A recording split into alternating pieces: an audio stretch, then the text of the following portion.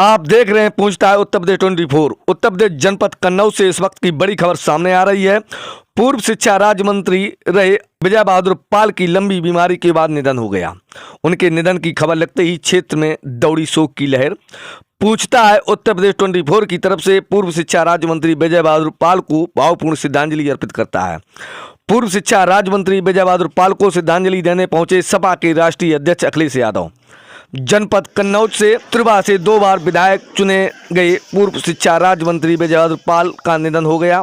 बहुत ही सादगी का जीवन व्यतीत करने वाले, गरीबों के साथ खड़े रहने वाले, गरीबों की आवाज़ को बुलंद करने वाले विजय बहादुर पाल के निधन से उनकी निधन की खबर लगते ही क्षेत्र में शोक की लहर दौड़ गई। उनके आखिरी दर्शन के लिए हजारों की संख्या में लोग एकत्र हुए, भावभीनी श्रद्धांजलि अर्पित की। विजय बहादुर पाल के पुत्र अनिल पाल की आंखों में छलक रहे थे आंसू। सपा के राष्ट्रीय अध्यक्ष अखिलेश यादव ने भावपूर्ण श्रद्धांजलि दी। विजय बहादुर पाल को श्रद्धांजलि देने के लिए उमड़ी भीड़।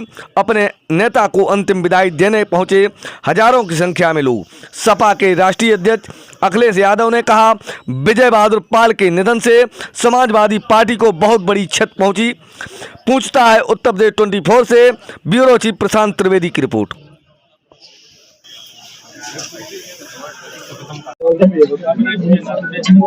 विजय बहादुर पाल जी आज हमारे बीच नहीं है। विजय बहादुर पाल बिल्कुल जमीनी नेता थी। समाज की तमाम बुराइयों से लड़ते लड़ते और जीवन भर गरीब और गांव में रहने वाले लोगों का दुख दर्द समझ करके जहां वो लगातार सामाजिक कार्य कर रहे थे, जहां वो शिक्षा का महत्व समझते थे, समय समय पर वो अपनी बातों से, तर्कों से लोगों को प्रभावित करते रहे। बहुत ही लोकप्रिय नेता रहे यहाँ के। मैं उनसे पहले चुनाव से जुड़ा हूँ।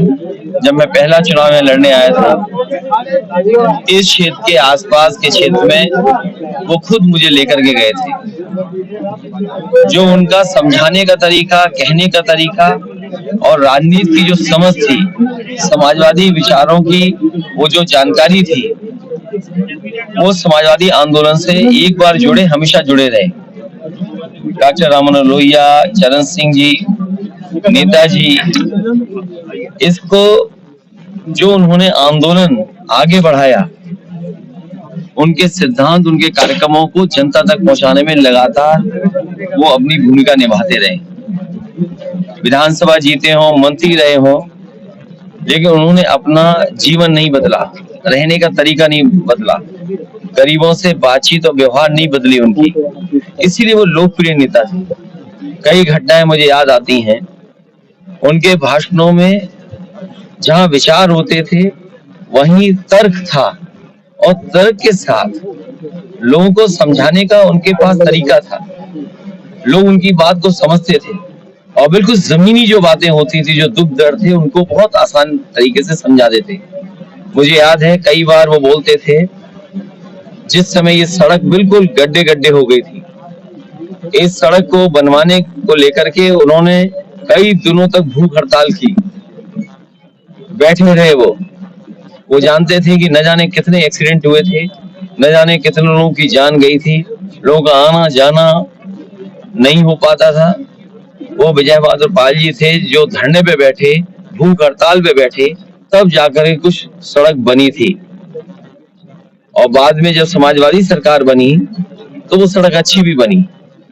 तो मैं समझता हूँ जो विकास के लिए रुचि लेते थे, जो उनका जीवन एक सादा जीवन था, उन्होंने हमेशा गरीब किसान के तकलीफ परेशानी को समझा, दुख दर्द को समझा, इसीलिए वो इतने लोकप्रिय थे।